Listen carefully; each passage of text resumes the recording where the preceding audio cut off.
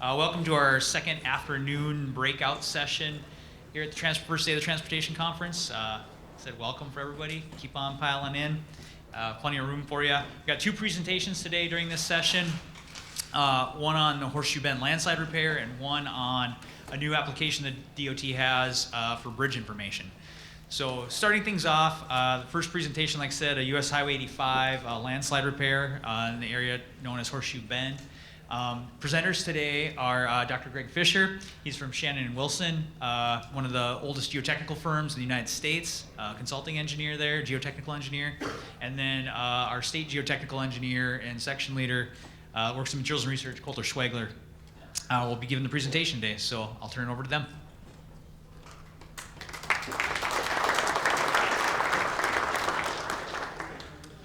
Thanks, Matt. Like Matt said, we're here to talk. Greg and I are here to talk about the Horseshoe Bend landslide repair on Highway 85. So a little bit about our presentation overview. Today, I'm going to talk about the project background, the purpose and need, the landslide, and the landslide characterization. Greg's going to talk about the mitigation alternatives, the anchor drilled shaft system, construction, and construction instrumentation. So a little bit about the project location, if you're not familiar. Horseshoe Bend is on Highway 85 in the Badlands portion of Highway 85, about 1.5 miles north of Long X Bridge, a couple miles south of Waterford City.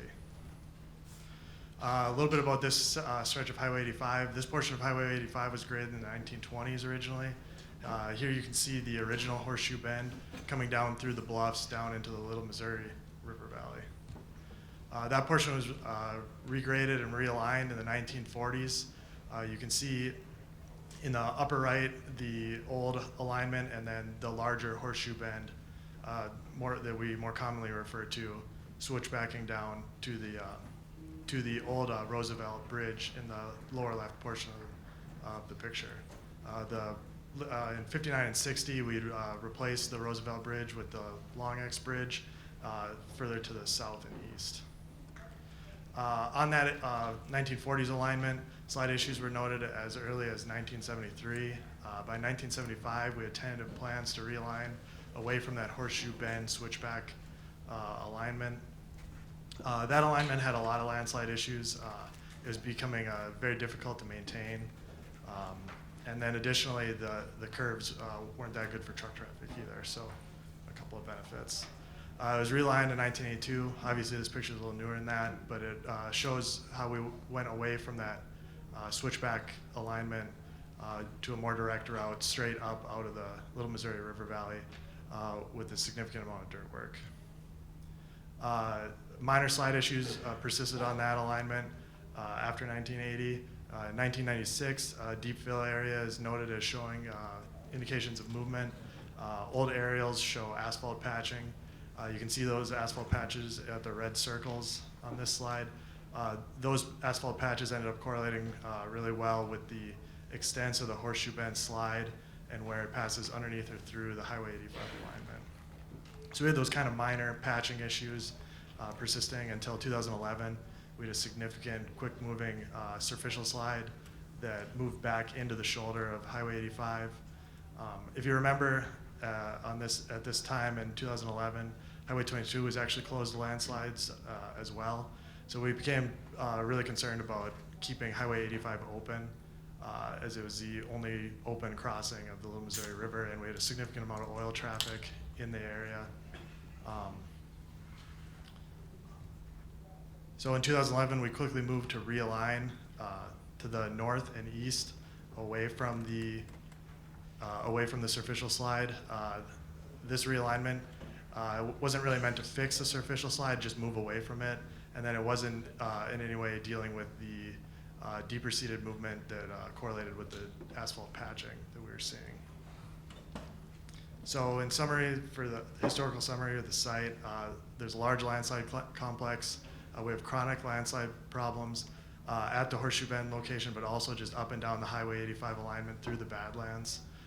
Landslides have forced 2 realignments at that location. The 1980s realignment away from the original, or the Horseshoe Bend switchback, and then the smaller realignment in 2011 to the east away from the superficial slide, along with the ongoing pavement distress related to those patches. So Some of the studies that we've done through the area, the Horseshoe Bend slide has been instrumented by the NDDOT since at least the 90s.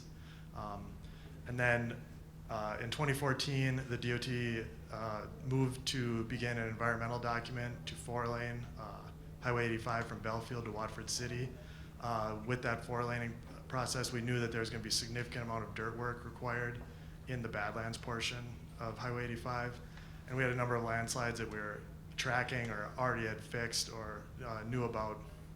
So we were concerned about how all that dirt work would work, and we wanted to make sure that we minimize the slope stability issues that we encountered during construction, and then also accounted for all the necessary steps we need to take to mitigate that and account for all of that in the environmental document. So in 2014, Shannon Wilson was brought on board to do the geotechnical study for that environmental document. Then as we were winding up the environmental document, we moved forward with a final design for the Horseshoe Bend landslide repair, and moved forward with those final studies that we needed to do to finalize that design. So a little bit about how we decided to move forward or to finalize the design for the Horseshoe Bend landslide. It's an active landslide passing underneath Highway 85. The roadway has been threatened by landslides and threatened against closure in the past. It has become a significant maintenance problem. It required a fair amount of patching to keep the road open at that time. That wasn't going to go away. And then with the expansion to a 4-lane alignment in that area, the maintenance would just be increased, and traffic would likely increase as well. And we just wanted to ensure the reliability of the roadway, especially with the 4-lane expansion. So some of the key issues that we knew we were going to have to deal with as we move forward with final design. There's complex geology in this area. There's landslide mechanisms. There's multiple slides. There's multiple failure surfaces. There's skewed movement. What that means is we have multiple slides moving at different depths, and then not all the slides are moving in the same direction. We're also concerned that there's deeper and larger movement happening that our instrumentation that had previously been installed was not picking up. We knew that there's going to be limited right-of-way throughout the Badlands. And then we also knew that the Horseshoe Bend landslide was adjacent to the north unit of the Teddy Roosevelt National Park. So we moved forward with the final landslide characterization. One of the first things we did was a field reconnaissance visit, identifying the different geotechnical assets in this area. So you can see here, the landslide 3 outlined in yellow in kind of the right center of the picture is the Horseshoe Bend landslide as we think of it today. And then landslide number 1, which takes up most of the picture, is a much larger landslide complex that we were concerned everything was kind of sliding on top of, that we wanted to make sure that we understood and assess if that was happening, and then how that would impact our final design. So one of the first things we did with characterization after our field reconnaissance was an Insar study. Insar is interferometric synthetic aperture radar. Basically, a satellite flies over a site a number of times, taking pictures, and it can assess the different movement of different points. So this is very good at identifying localized landslide limits, and we're going to use this to help confirm our hypothesis that there was a significantly larger slide out there, and make sure we understood how that was working in tandem with the Horseshoe Bend landslide. So here's output from the Insar study. The dark blue dots are confirming that there is a very large landslide out there. It's very large. The dark blue dots mean it's moving very slowly. This wouldn't be feasible to fix, but it's also not causing maintenance issues on Highway 85. It's not showing up in the roadway, but it is happening. And then at the northwest extents of the blue dots, you can see a smaller cluster of dark red dots. Those red dots are the Horseshoe Bend landslide. You can see it's more concentrated, and the red dots indicate that it's moving much faster. So in addition, with the Insar study, we also did typical geotechnical borings. The triangles here indicate inclinometers. Well, borings where we performed sampling and testing, but also inclinometer installations. And then the squares are inclinometers and piezometer installations. So we use inclinometers to determine the depth of movement. The number of slip planes, the rate of movement over time, and the direction of movement. And we use piezometers to measure groundwater level, depth to groundwater, groundwater flow, and groundwater direction. And we just are using those to make sure that we understand how the slide's moving, where it's moving, how fast it's moving, and then make sure we apply all of our resistive forces in the right places and in the most efficient places and in the most efficient directions. So here's a little zoomed in view of the instrumentation locations. The red arrows here indicate the direction of movement of the slide at these installations. So one thing of note is the Horseshoe Bend slide was moving in a more southwesterly direction than I think we would have anticipated originally. The large blue slide is moving more directly south, directly towards the river, whereas this is moving a little more westerly. Now Greg is going to talk about design and construction. Okay, as Colter alluded to, that during the instrumentation phase of the project, we found several different zones of movement, and that concerned us because trying to stabilize one part of a landslide, you got to make sure you can take up the other part of the landslide or don't miss one for the sake of the other. So this first one here showed a shallow landslide, and this was the major movement that was occurring. The faster rate of movement, the faster movement that was causing the damage to the roadway that we were seeing, but we also picked up a deeper landslide movement as well. And so we wanted to make sure that we caught both of these and could design a fix that could take care of both of these. Now, Colter alluded to this third one, which is the dash line here at the bottom, a much deeper landslide mechanism that's taking up really the entire valley from the bluffs all the way down really to the Little Missouri River. Again, way too big to try to stabilize with this effort, but it's important to recognize that it was out there, even though we're not seeing large movements on that mass. So the mitigation alternatives, the first one we looked at was a roadway realignment. Kind of been there, done that. The DOT had tried that before, really wasn't anywhere else to go in the realigning world. So then we came to Geotechnical Solutions, which involves something like lightweight fill. Can you unload the top of the slide, which is driving the slide mechanism? Can you put in some drainage, take the pore pressures out of the slope? Can you put in ground anchors or drilled shafts where you can end up trying to make a shear element across the slide plane, or a combination thereof? So in the end, we came with this anchor drilled shaft solution as the alternative that we wanted to move forward with the DOT's involvement as well. And this one was very similar to what we did at Painted Canyon on the other side of Theodore Roosevelt National Park. So what it involves in the middle here is it's a drilled shaft that goes in the ground. If you're not familiar with drilled shafts, you're drilling a circular hole. You're going down pretty deep depths here below the slide plane. You're going to put in reinforcing, generally a reinforcing cage, which is shown on the right, and then you're going to fill it with concrete. And that's going to provide some resistance from the ground moving above the slide plane. It's going to be pushing on that shaft. It gets the resistance below there, and the bending moment capacity of the shaft picks up that shear force that's needed to stabilize the landslide. Well, it wasn't enough in this case because the moments got too high in the shafts, so we also needed a ground anchor. So we put a pile cap in, which is shown on the left. So what that does, it ties all those shafts together, so they're acting together as a group versus acting individually. So if one part of the slide tries to move more than the others, it'll hopefully transfer all that load along that shaft cap. And then we put the ground anchors in to get back below the slide plane, provide additional stabilization mechanisms, and also reduce the moment capacity, the moment on the shafts in the area there by kind of holding the shafts in place at the top. And these pictures are from Painted Canyon. So the advantages is we can get a high factor of safety for the landslide by doing this. We can stay within the right-of-way, which is pretty important with the park being there. There's less risk of reactivating landslides because some of the fixes that could be done involved large earthworks.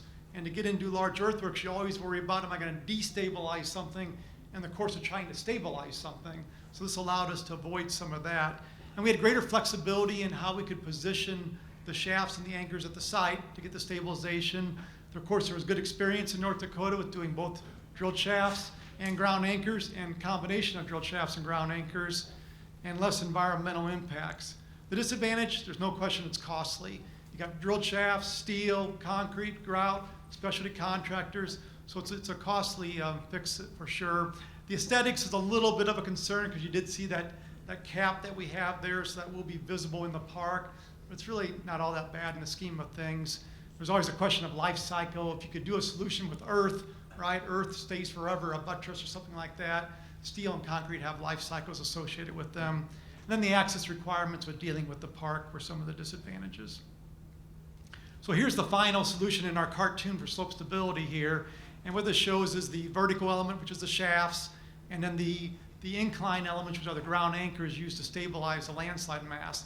Now this is really important here where we put this at, because we have the two landslide surfaces, right? So you couldn't put it too far downhill and have that upper surface right up over top of the system that you're putting in the drill shaft system. And you couldn't put it too far up the hill, or the lower landslide would become unstabilized and not fixed by the mechanism you're trying to put in place here. So it's really a fine tuning of where to put the ground anchors and the drilled shafts in this picture, and this is the location we found. And generally it works out pretty good. About the lower third of the slide has been our experience. So for final design considerations, we looked at the structure alignment, really honing in. I'll show you some slides here in a little bit of where that ended up being at. Right away and easements, there's the constructability aspects.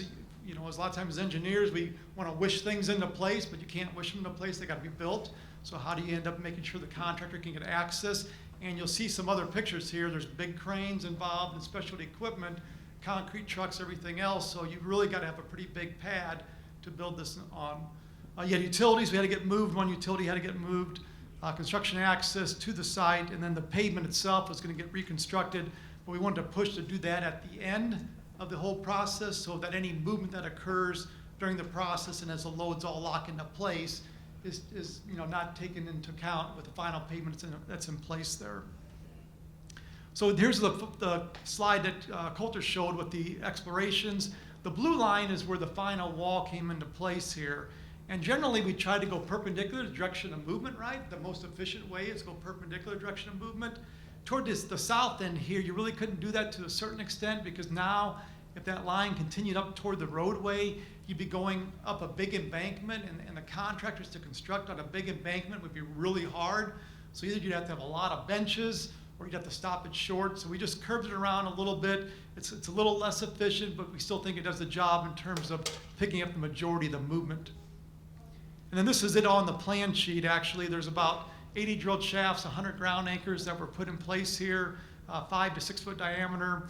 And the one thing I wanted to show you in the middle here was a jack and bore pipe. And I'll talk about that in a little bit in terms of some of the sequencing that occurred. Again, these are the actual plans on the right-hand side. Don't worry about those. The key here is the shafts are 5 to 6 foot diameter. So pretty big shafts. They're going down to 105 to 130 feet. It's a lot of concrete going in each hole, right? Cap beams that are tying it together. And then we put in CSL tubes in in several shafts, so we could actually measure the quality of the concrete that's placed in the hole, because these large diameter shafts, you want to make sure they're really working. You don't get voids, or you don't get some inclusions that come in during construction, so use CSL testing for that. Then we also put in some movement sensors on the ground, and we also did thermal integrity profiling of the shafts, a couple of them, and I'll show you a photo of those later. Okay, on the ground anchors, again, the stuff on the right, don't worry about too much detail there, but there's 6-strand fully encapsulated anchors, a minimum bond diameter of 7 inches. The actual bond diameter is left to the contractor through verification testing, their means and methods of installing them. The length's 150 to 175 feet with a 40-foot long bond zone that gets below the slide plane.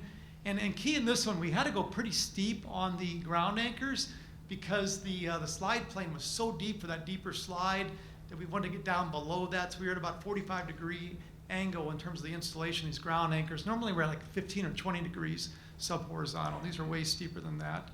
We did instrument some of the ground anchors with strain gauges, and then we also put in secondary anchor locations for contingency. So we actually built into the shaft block blockouts for the main anchors, but also for secondary anchors in case there was a failure, that they could go back and have a hole already pre-formed in the shaft cap, which was important later because they did have some failures in the ground anchors.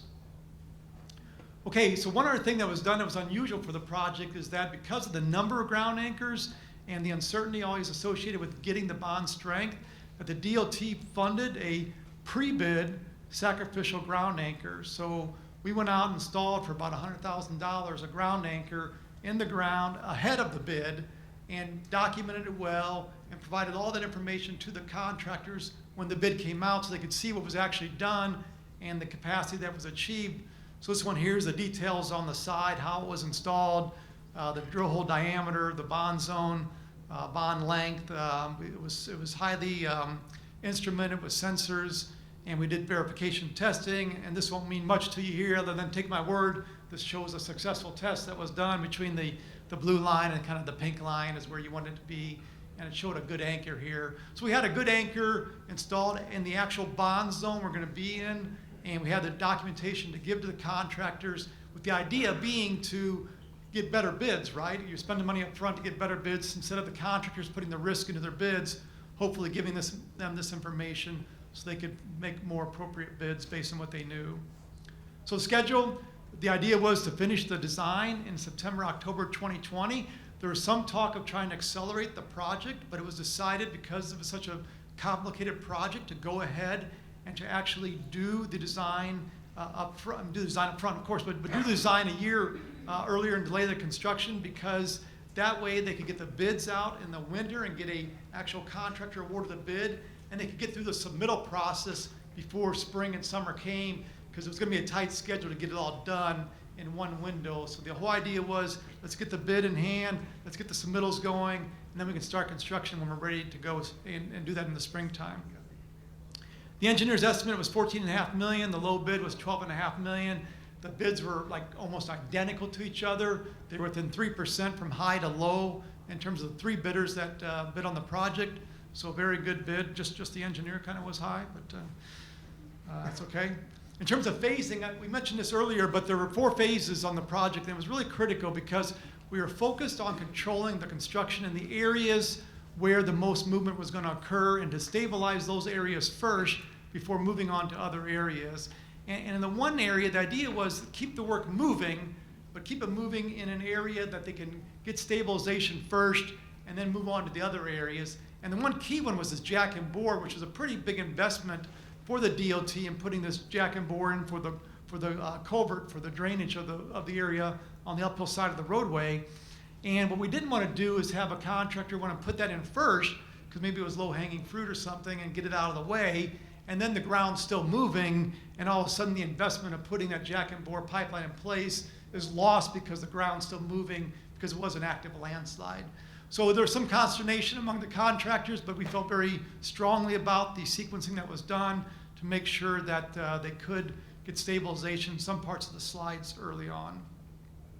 Okay, so different than the sacrificial pre-bid ground anchor test, once the contractor got out in the field in the springtime, one of the first things they had to do was two verification tests on the ground anchors with their actual means and methods.